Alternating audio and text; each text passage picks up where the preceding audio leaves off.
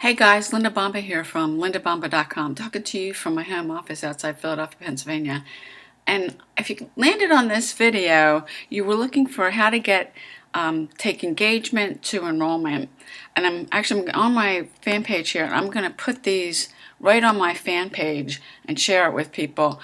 But I was on a webinar with Diane Hockman on Tuesday, and this was a continuation of the week before, where we went through, and I posted this on my personal profile, how to get more engagement on Facebook, and I also did a video about it.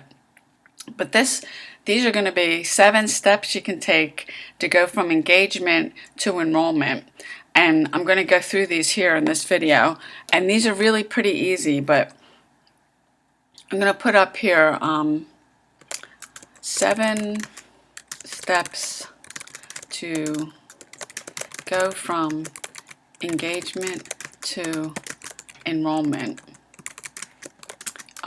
using Facebook. Okay, so the first one of these is just be cool. Sounds simple, really is simple. Speak from your heart. I mean, say what you think. Doesn't have to be anything stuffy or anything, but and use your imagination a little. The next thing is find things you can relate to.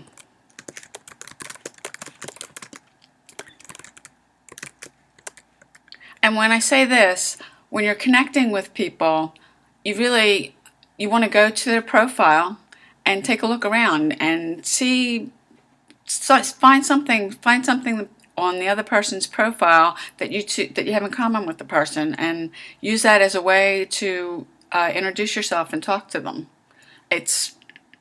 I mean, if you're at a party, it's really kind of the same thing, or you're at some sort of social function. When you're meeting people that you don't really know and you want to start a conversation, what do? You look for things that you could have in common with the person, and the same really applies here. The next thing is need to get permission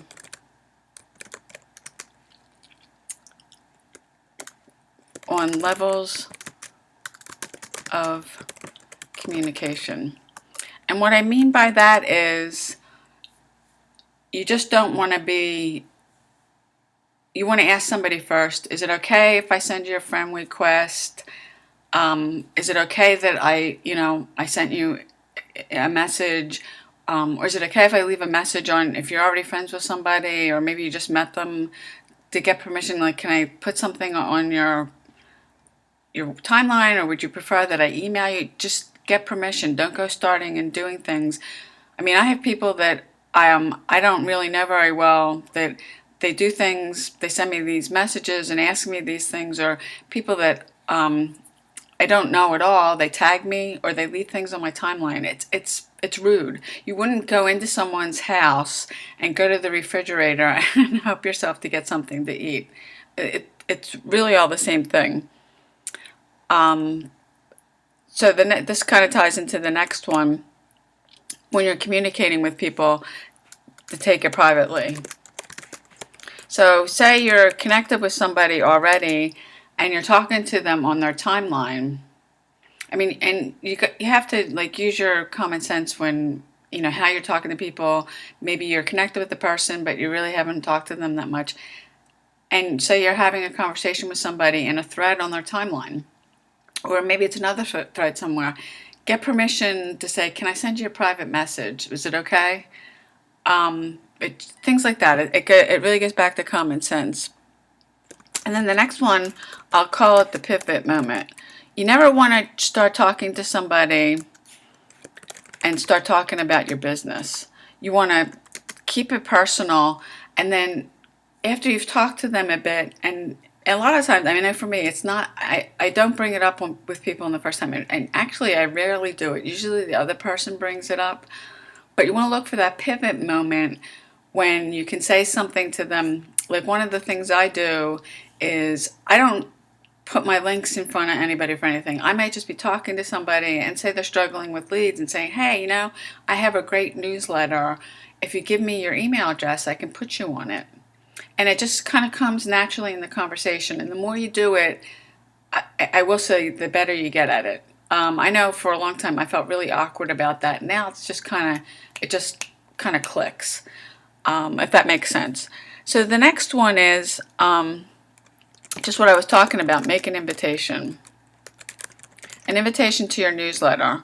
And when newsletter, what I mean by, if you don't, newsletter and list are the same thing. A newsletter is just kind of a better way of presenting it. If you don't have an autoresponder, you really need to have one, because you can, like I have right up here on my fan page, a place where people can just sign up right to my my email list, my newsletter. So if you don't have one, you want to get one. But I use the term newsletter, but to make an invitation. Or if you feel like there's an opening in there and there's something that you think that you want to introduce your business and that feels like it, it's not awkward, go ahead, do it. But that's what I mean by making an invitation. And then the last one is continually expose and invite. Always be when I'm posting, and I spend a lot more time on my personal page, but for these purposes of this video, I'm starting here. I do like an 80-20 rule. Most of my posts have nothing to do with my business. They're inspirational, or I'm just talking about something. But you can do different things on Facebook, on your timeline, on your fan page, and invite somebody to look at your business opportunity. I don't do it that often. I invite people to webinars where they can come to the webinar, like with MLSP, see what MLSP is about. They're free trainings, there's a topic maybe that they're interested in. But those are different things you can do to keep exposing people.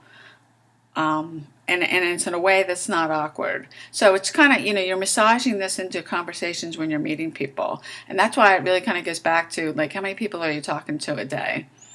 So I hope you found this helpful. I am going to upload, well, these are going to remain, I'm going to post these right now on my page. Let me just,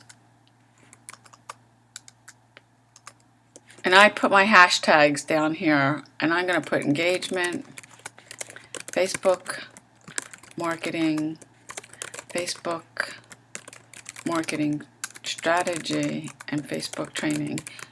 I've done a bunch of videos about the hashtags, but the hashtags, when people are searching up here, you'll get more people to see what you post. And then I'm just going to hit post. I'm going to leave these here. This is a video. I am going to upload this video like probably right after I get off with this to my YouTube channel. If you want to share it, or you want to go back through this again. But I hope you found this video helpful. If you're looking for more free Facebook training, I'm going to leave one below. Go ahead and click the link below, and I'll see you on the next video.